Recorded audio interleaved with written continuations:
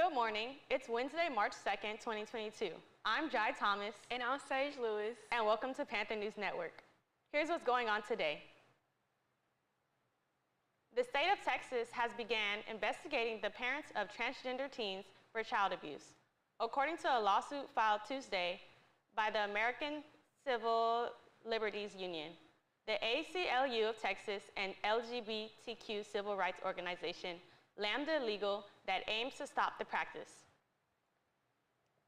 The move in the wake of Texas Governor Greg Abbott signed an order instructing the state's Department of Family and Protective Services to investigate any reported instances of these abusive procedures in the state of Texas.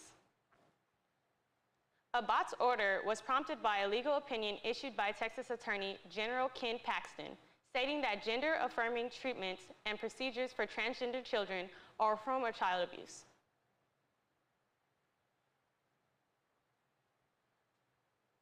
In today's news, the House decides to pass the Emmett Till Anti-Lynching Act with bipartisan support. This House's support of legislation made lynching a federal hate crime, which is aimed towards the past and reoccurring history of racism and bigotry in the United States. Lawmakers had passed the Emmett Till Anti-Lynching Act on Monday, February 28, 2022. 2 years ago, it was a similar bill that was first introduced by Bobby Rush, a Democrat representative of Illinois. As a result of that, it was unfortunately blocked by the Senate in February 2020, following the murder of Ahmaud Arbery. Rush has stated that today is a day of enormous consequence for our nation. By passing my Emmett Till Anti-Lynching Act, the House has sent a resounding message that our nation is finally reckoning with one of the darkest and most horrific periods of our history, and that we are morally and legally committed to changing course. 3 Republican representatives have voted against the bill. Those representatives were Andrew Clyde of Georgia, Thomas Massey of Kentucky, and Chip Roy of Texas. Clyde's reasoning was that there was no need for a duplicate federal law. The bill was named after the late Emmett Till, who was a victim of being physically and brutally beaten by a group of violent and aggressive white men.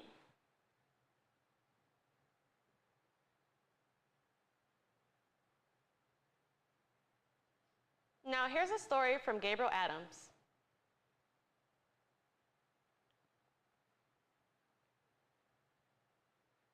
Hi, I'm Mackenzie Hardiman. I'm here with Gabriel Adams, and we are interviewing Dean Daniels of the Undergraduate Medical Academy. Today, we were able to conduct an interview with Dean Daniels today about recent innovation and changes within the Undergraduate Medical Academy.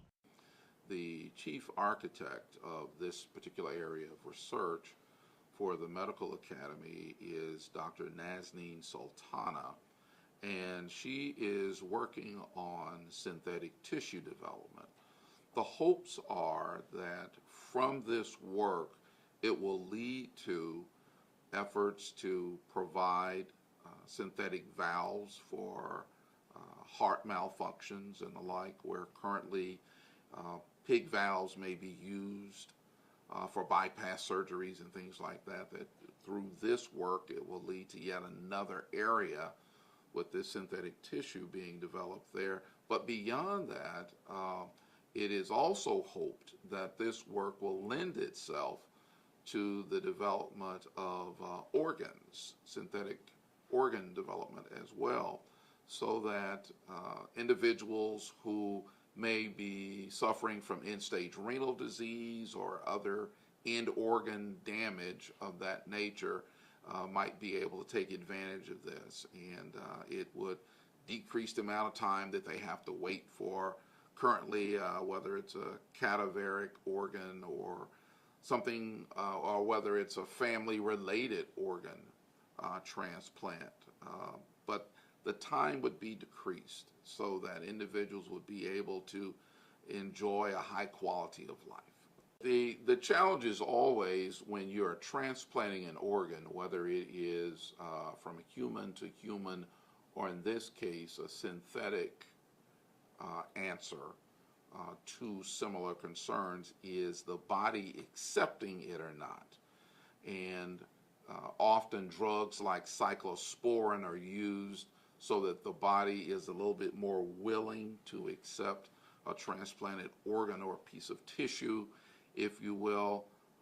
But in doing so, it often results in lowering an individual's immune system. And so it's an opportunity where research is not only being put forth in the development of this synthetic tissue, leading to those other items, be it valve replacement or organ, but that we would also be able to look at issues surrounding the challenge of rejection, and that we'd be able to address that as well.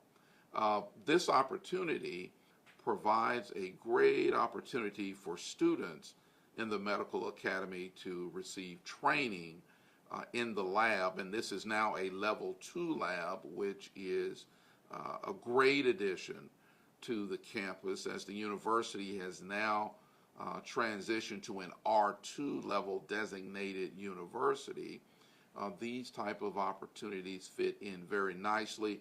The students are building up their skill sets, which allow them then to go and take part in research at institutions such as Texas A&M University, UTMD Anderson, Harvard, or a number of other places around the country.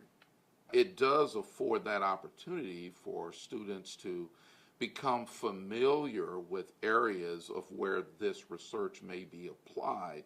So if that is in the heart, that is cardiovascular, a number of students have expressed interest and pursued additional research opportunities that allow them to look at cardiovascular medicine. It is our hope that this research will contribute to the work of others in the state and around the country, and for that matter around the world, in the areas such as cardiovascular disease, that will then enable physicians, surgeons to practice their specific crafts and be able to extend the life of individuals.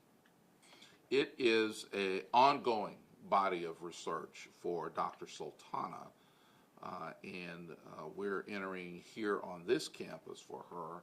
We're about to enter her 3rd year of work in that regard. It is ongoing in the sense that we have consistently looked to identify areas of research in our laboratory to benefit the skill set development for our students.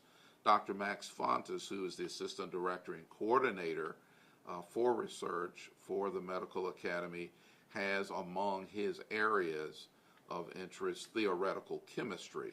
And so it has often been very useful to use the areas of research, theoretical chemistry, synthetic biology, or synthetic tissue development, as a reward of sorts for students. Here is an opportunity to apply what you've learned in those classes in a way that you can begin to see how it would develop society in general. It is focused in an area where it pulls the skills and the knowledge from multiple areas together and say, here is how you apply it, and here is what you can do to benefit mankind. Hi, I'm Mackenzie Hardiman, and this is Panther News Network. Hi, this is Gabriel Adams, and this is Panther News Network.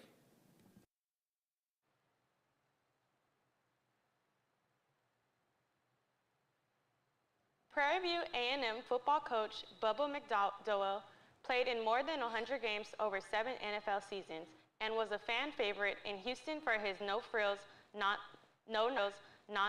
no-nonsense approaching tackling. But even fast-forwarding 3 decades to a perpetual era and instant gratification, he still doesn't believe that he was owed a single thing in a resolute climb through the coaching ranks.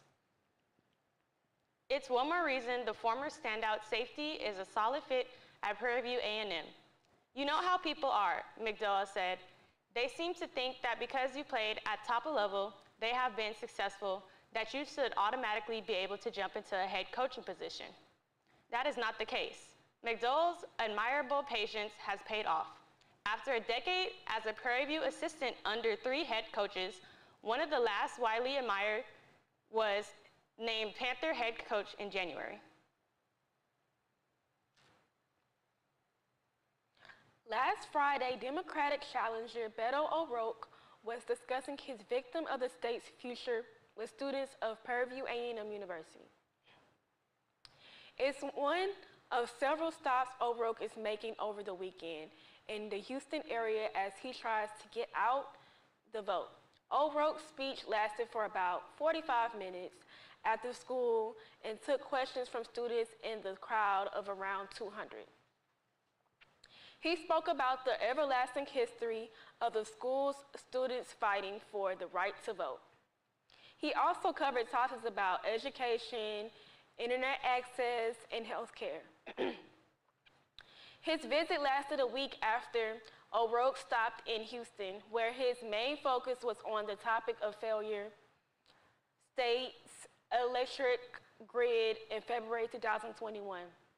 O'Rourke had continued pressing Abbott on the issue after a Houston Chronicle report that the former ERCOT CEO said that the order to raise energy prices during the winter storm came straight from the governor himself. O'Rourke plans to stop in Missouri City on this Saturday.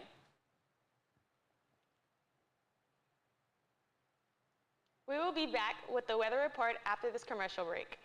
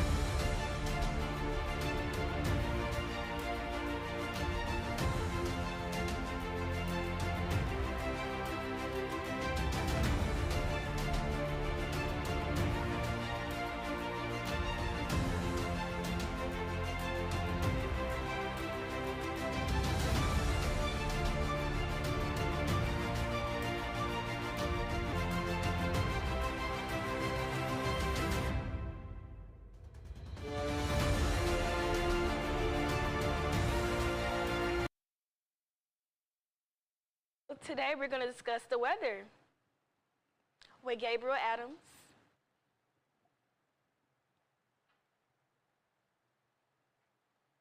Good morning, everyone. We're having a lovely weather today. Today actually is going to be more of a dynamic weather day. Today we're going to have a high of 73 degrees and we're going to have a low of 48. So it's going to be a nice mild afternoon, but a nice and chilly evening as well. As in the morning, we're in the early 60s, the high 60s. 61 going on into 72 in the afternoon.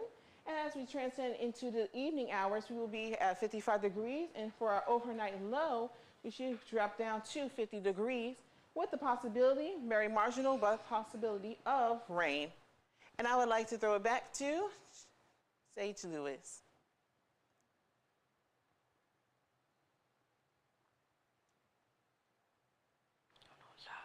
Now here's a story from Gabriel Adams.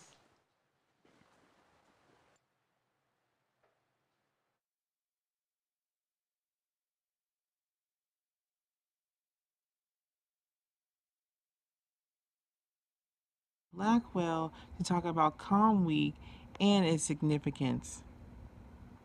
So Calm Week is about getting connected to the field of communication. We try to bring in lots of guests and outside voices who can help students meet new people in their industry of choice, but also learn new skills and discover new opportunities in the field as well. So this will allow us to get people engaged in person, but at the same time with a controlled crowd size. So there's events scattered across different days, different classes, and even at different levels. So freshman level classes all the way up to senior level classes. And there are also some later evening events for people who, aren't able to attend the daytime events as well. So try to give some variety, yeah. In communication, we have classes that deal with things like television and film, and we talk a lot about media. And sometimes students will think, oh, that sounds easy. I already know a lot about it. How hard could it be? And so that's what I mean when I say that, our major, and it's not just at Prairie View, but any school you go to, there's kind of a reputation that comm majors have it easy. And so this will be a good chance to kind of show that there's a lot of knowledge that's being distributed over here, and we'll see how our students are doing. Yeah, I mean, one of the things that I think people tend to like about Comm Week is the chance to meet people from the industry.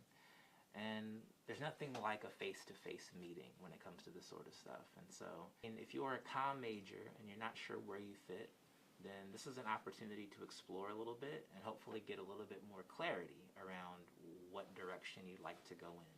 Definitely. I mean, communication is a very interdisciplinary field that can be applied to a number of different areas. And so hopefully, the programming for next week will help to shed some light on that, right? We're not just for people who want to work in television. We're not just people who want to make movies. People sometimes focus on the media piece so much they think that they only have a narrow window of career options, and that's just not true. And so being able to interact with different people who are out in the field and just hear some different perspectives beyond, the professors that you all are used to hearing, I think will be helpful for that reason. Hello, this is Gabriel Adams, and this is Panther News Network.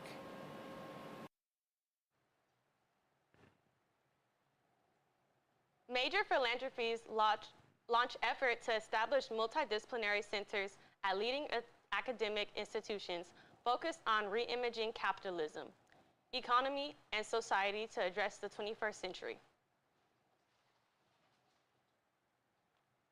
The William and Flora Hewlett Foundation, along with Omidyar Network, announced that more than $40 million in grants to support the establishment of multidisciplinary academic centers dedicated to re-imaging the relationships among markets, governments, and people. At a time when conventional economic prescriptions are failing and democratic governance is threatened around the world, scholars at leading academic institutions will investigate how economies should work in the 21st century. The Hewlett Foundation will fund the creation and growth of policy and research centers at Harvard Kennedy School, Howard University, and Massachusetts Institute of Technology and Johns Hopkins University. The Omar Network is providing funds to develop an academic center at the Santa Fe Institute.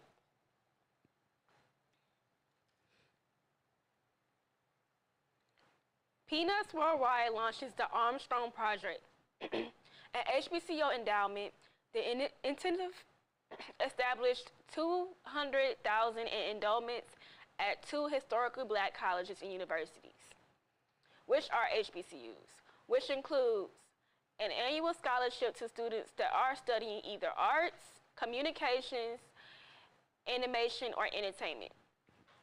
Each school will receive $100,000 to establish endowment scholarship, will be awarded first during the 2022-2023 school year at Howard University and Hampton University. As a well-endowed scholarship program, the project will also provide lots of mentorship and internships opportunities for the students with individuals and companies in entertainment, such as animation, film, and television.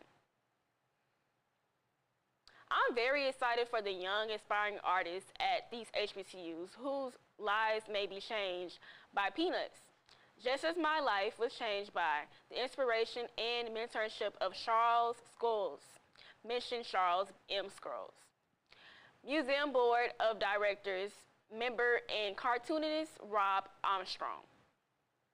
Sparky was a thoughtful and generous man who took seriously on the hopes of dreams of young people It is my belief that he would be thrilled by the potential of the Armstrong Project to help young people fulfill their ambitions. Franken's character from classic cartoon show Peanuts had emerged from a correspondence between schools and a California teacher, Marriott Glickman.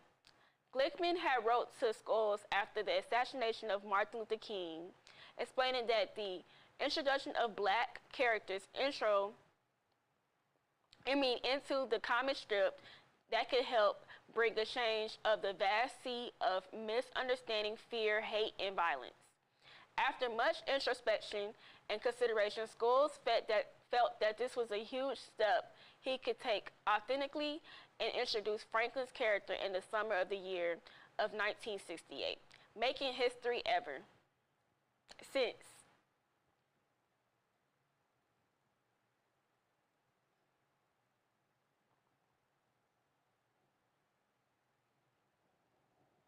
Now here's a story from Catherine Dallum.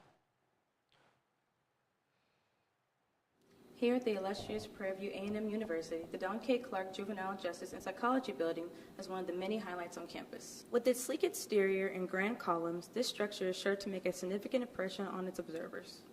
The Don K. Clark Building, also known as Juvenile Justice Building, was inspired by neoclassical architecture. The Clark Building houses both undergrad and graduate programs for both juvenile justice and psychology. Fortunately, I had the opportunity to speak with Dr. Camilla Gibson, and this is what she had to say. In that time, during your 20 years of working here, how long have you worked in the Juvenile Justice Building? Okay, well, you're fortunate in that I am one of 3 people who are still around, who helped to design the building. I was going to ask you, what are some special features of this building? I noticed a winding staircase. So the staircase was Ed Shower's idea. Yes. And he thought it was fitting for the South that ladies of the South should have a majestic staircase to descend. And so he, thought that a nice winding staircase would be fitting in particular for the Southern ladies. The courtroom on the 3rd floor is actually used by some real judges in Waller County sometimes. Don Clark is a graduate of Prairie View. His degree was in engineering, but he was the head of the FBI division in Houston for years. Reporting live, this is Catherine Dallum from PVTV.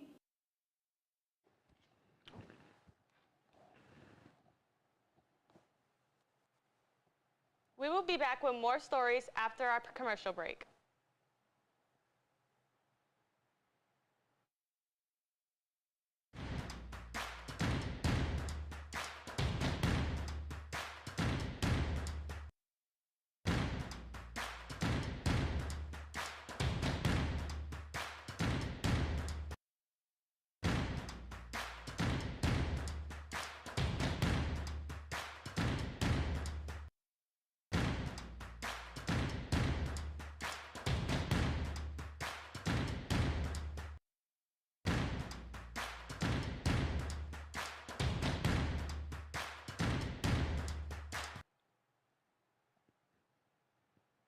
It's safe to say that people were not feeling very euphoric following the season 2 finale of Euphoria. However, Javon Walton, who plays Ashtray on the hit HBO series, is hoping that his character is still alive after being shot by the police in the finale. During a recent conversation with Esquire, published February 28th, the 15-year-old shared that in earlier drafts of the show, Fezzo Angus Cloud was initially the one who was supposed to die in the police raid. However, the script changed and fans were left reeling once Ashtray locked himself in the bathroom and began shooting at the police as they raided his home. Although Euphoria viewers never actually seen Ashtray get shot, they did hear a gunshot ring out sound seconds after a police pointed the red laser at his gun at the young boy's head. Javon expressed a similar sentiment to Elle News, teasing that it's not 100% certain that his character is dead. It's kind of left up in the air for now. He executively told E! News, "If there is one person that can survive being shot, it's definitely Ashtray. He's one bad, bold kid."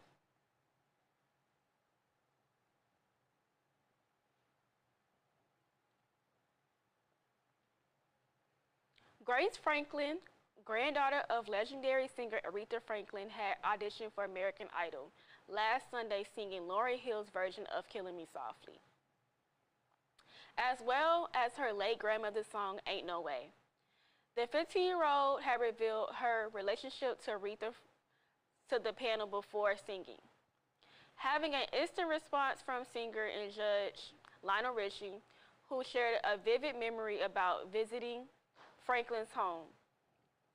Grace had mentioned that I don't think I could fully grasp the fact that she was famous worldwide. I was really close to my grandmother. I got to see her all the time. I used to travel with her a lot. Unfortunately, she didn't make it to the next round. Luke Bryan and Richie voted against sending her to the next round, and with advising her to take some time to work on herself and her talent before coming for another audition. While Katy Perry has voted yes to her going to the next round. Katy Perry has thought that Grace had the stardust and sparkle about her.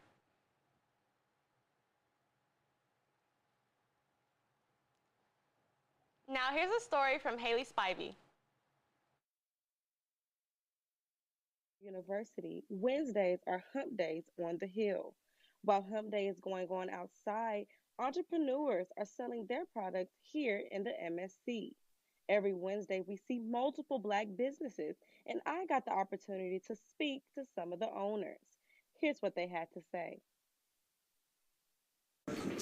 My name is DJ. Name of my business is Amir Couture. I've been selling my products here since last semester. This is my second semester selling here. Really, I just always been into fashion growing up, and I wanted to finally, do something and make it my own, and like put my own style into something for other people to enjoy as well. Yeah, for sure. So basically, I make hoodies, sweatshirts, shorts, t-shirts, and I make all the designs myself, pretty much. And I always try to make sure my material is up to par with even like high fashion brands and stuff like that. Because I don't want anybody, I don't want you to wear my stuff and then not want to wear it again. And when you wash it, it's like not as good as it used to be and all that. Like over here, these are my new sweatsuits and all that right here.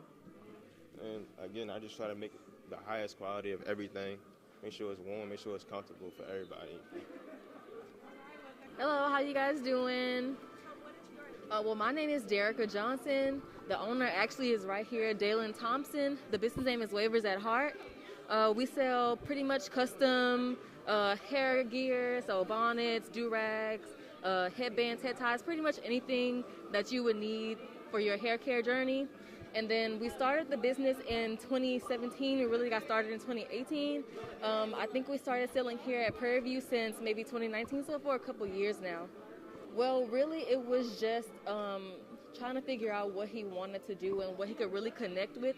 And he really loved hair, so any different type of hair. And then he just really saw how everybody really had a connection with their hair, and he wanted to kind of bring those two together. So he started this business where people can have some really stylish headgear and accessories to rock on a day-to-day basis.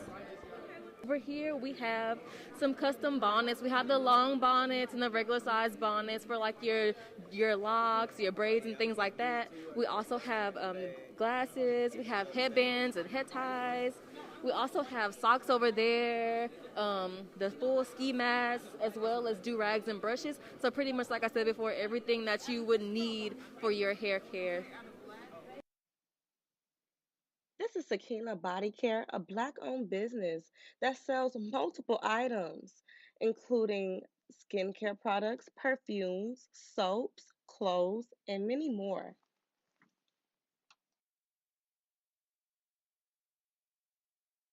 Hello, Panthers. My name is Miss Denisha Henderson, and I am accompanied here by my student worker, Miss Angelica Williams. And we are here doing an open house for health services. Health services is comprised of disability services, medical services, counseling services, and the Hilltop Reserve. We have recently moved into our home the Owens Franklin Health Center, and a lot of students are not aware of where we are located and all the wonderful services that we provide. So we have a table here. We are giving out free popcorn, free goodies, all kinds of things. Come sign up, enjoy, come visit us whenever you need us. And as always, follow us on social media. We have plenty of giveaways to give out. If you would like to support these Black-owned businesses here in the MSC, please come and visit them on Wednesdays. I'm Haley Spivey, and this was Panther News Network. And that concludes our show this morning. Be sure to catch us on Facebook, Twitter, and YouTube.